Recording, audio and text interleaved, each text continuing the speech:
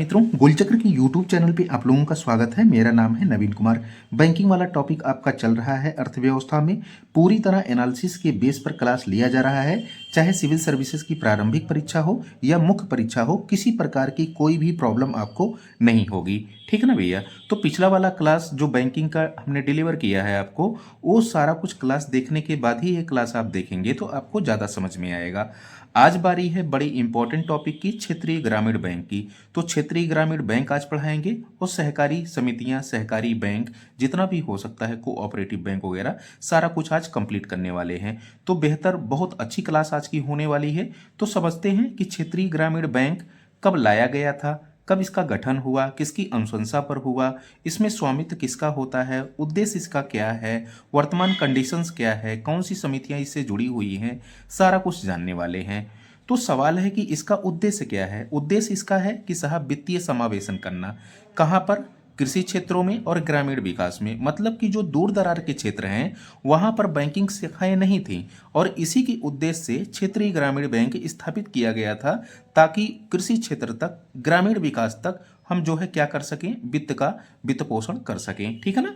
तो यही उद्देश्य इसका है, वित्तीय समावेशन, ताकि कृषि क्षेत्र और ग्रामीण विकास ये सब जो है अच्छे से संचालित हो सके।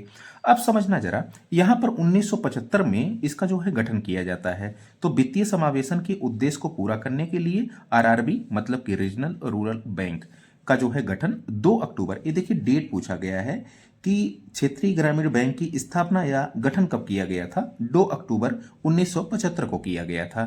ठीक है। अब यहाँ पे समझना जरा कि क्षेत्रीय ग्रामीण बैंक अधिनियम 1976 के तहत इसे कानूनी अधिकार प्रदान किया गया। जब हम आरआरबी एक्ट की बात करते हैं तो वो 1976 में पारित किया जाता है, संसद के द्वारा किया जाता है पारित, और इसको जो है क्या कर दिया गया, कानूनी अधिकार प्रदान कर दिया गया। ठीक है। अब यहाँ पे समझना जरा, अगर मैं कहूँ कि साहब यह किसकी अनुशंसा पर लाया गया, तो नरसिम्हन समिति, सॉरी, यम नरसिम्हन कार्य समूह के जो है अनुशंसा पर इसको लाया गया था।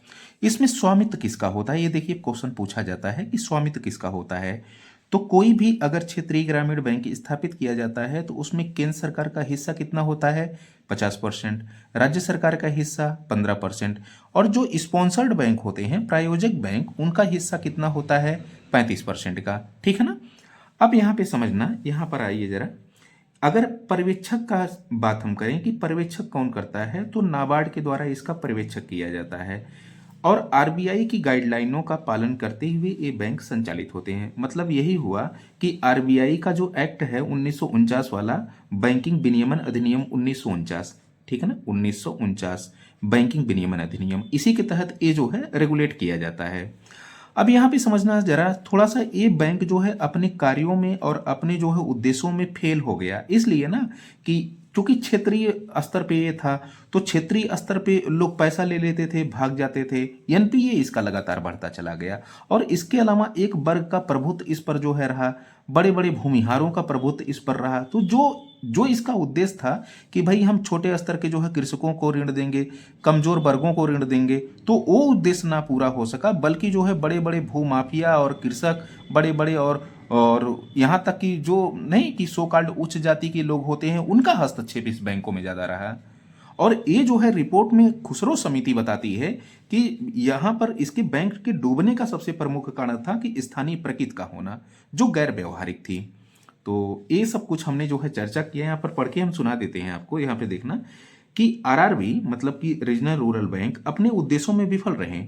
1989 में गठित खुसरो समिति ने पाया कि क्षेत्रीय ग्रामीण बैंक की कमजोरियां स्थानीय प्रकृति की थीं और गैर व्यवहारिक थीं। 1990 में गठित नरसिम्हम समिति ने परियोजक बैंकों में विलय की सलाह दी।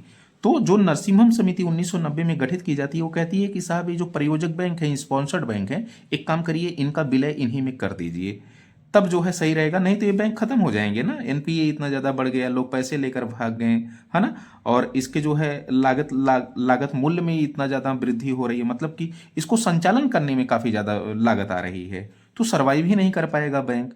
सो ये विलय का जो है एक प्रकार से वो दिया गया, क्या विचार दिया गया, परामर्श दिया गया। अब एक चीज यहाँ पे समझना जरा, इतने समय क्षेत्रीय ग्रामीण बैंकों की संख्या घट करके 26 हो गई है।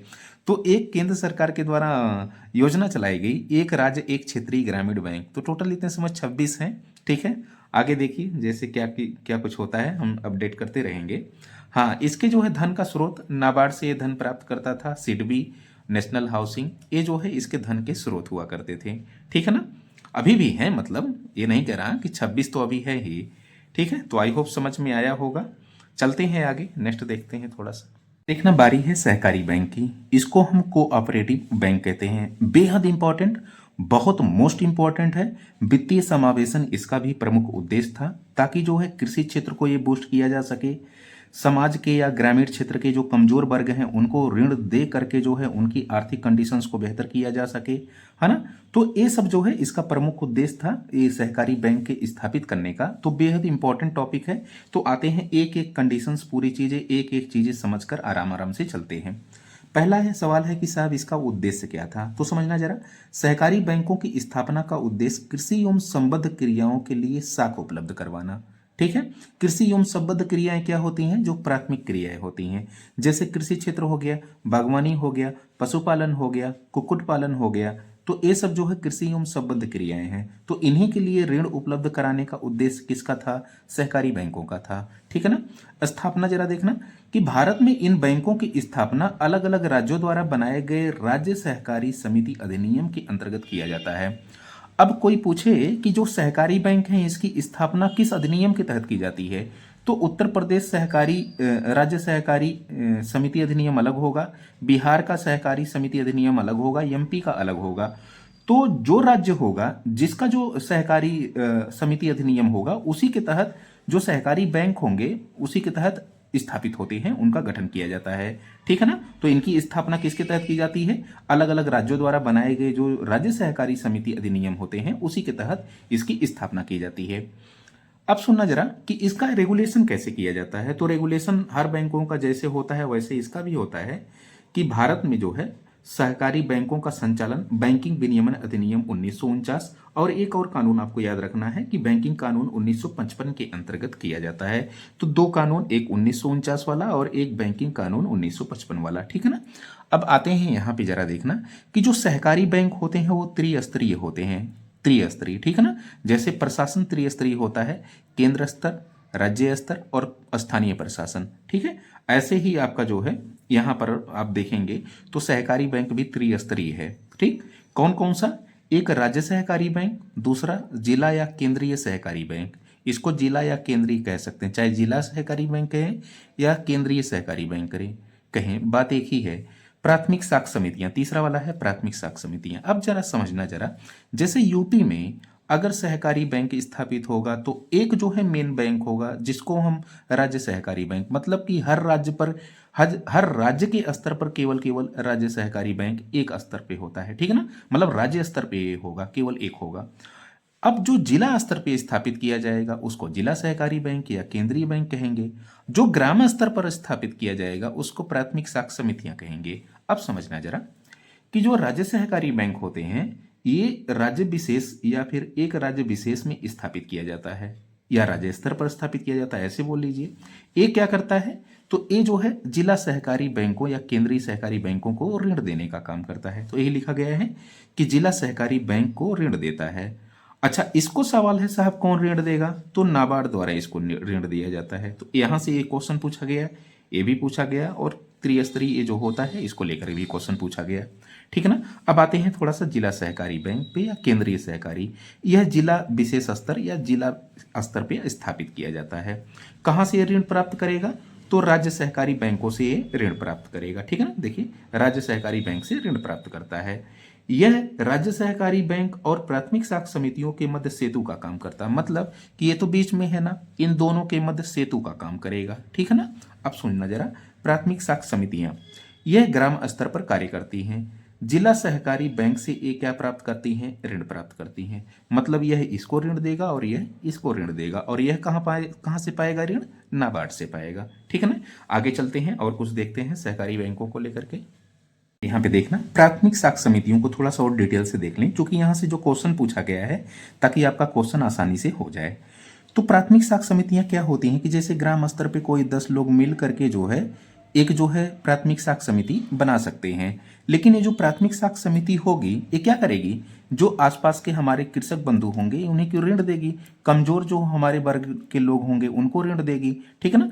तो ये मिनिमम मतलब कि 10 लोगों के साथ मिल करके बनाई जा सकती है। लेकिन इसका पंजीकरण कहाँ होगा, तो पंजीकरण हमने बताया ना साहब कि राज्य सहकारी समिति अधिनियम के अंतर्गत इसका क्या होगा, पंजीकरण होगा, ठीक है ना। अब समझना जरा, ये ऋण कहाँ से प्राप्त करेंगी, जिला सहकारी बैंक या केंद्रीय सहकारी बैंकों से ये ऋण प्राप्त करेंगी। फिर जो है किसको ऋण देंगी, जो हमारे आसपास के जो कृषक होंगे, जो हमारे आसपास के कमजोर वर्ग होंगे। अब यहाँ पे समझना जरा कि प्राथमिक साख समितियां, यहाँ देखिए, यह समितियां कृषि आदि क्षेत्रों के लिए अल्पकालिक ऋण उपलब्ध करवाती हैं। तो हम पहले ही बता चुके हैं आपको। यहाँ पे जरा देखना कि कह रहा है कि प्राथमिक साख समितियां अपने अग्रिमों का 75% मतलब कि टोटल जो ऋण मान लीजिए कि 100 रुपया देती हैं, तो जो 75 रुपया या 75% जो ऋण देंगी एक प्राथमिक क्षेत्र को ऋण देंगी, प्राथमिक मतलब कि कृषि एवं संबद्ध क्षेत्रों को ऋण देंगी। और जो 25 रुपया या 25% ऋण है यह समाज के कमजोर वर्गों को ऋण देंगी, ठीक है ना, समाज के कमजोर वर्गों को ऋण देंगी। तो आई होप समझ में आ गया होगा कि ये हमने जो क्षेत्रीय ग्रामीण बैंक पढ़ाया उसका पूरा जो है सिनेरियो, और साथ ही साथ हमने जो सहकारी बैंक पढ़ाया वो त्रिस्तरीय फार्मूला इसका पूरा बताया। तो ये सब सारा कुछ समझ में आ गया होगा। अब यहाँ पर कल हम जो देखेंगे वो विकास बैंक देखेंगे, डेवलपमेंट बैंक। और डेवलपमेंट बैंक में नाबार्ड होता है, सिडबी होता है, आईएफसीआई होता है, एक्जिम बैंक होता है, नेशनल हाउसिंग बैंक होता है और मुद्रा बैंक होता है। यहाँ से सारे जगहों से क्वेश्चन पूछा गया है।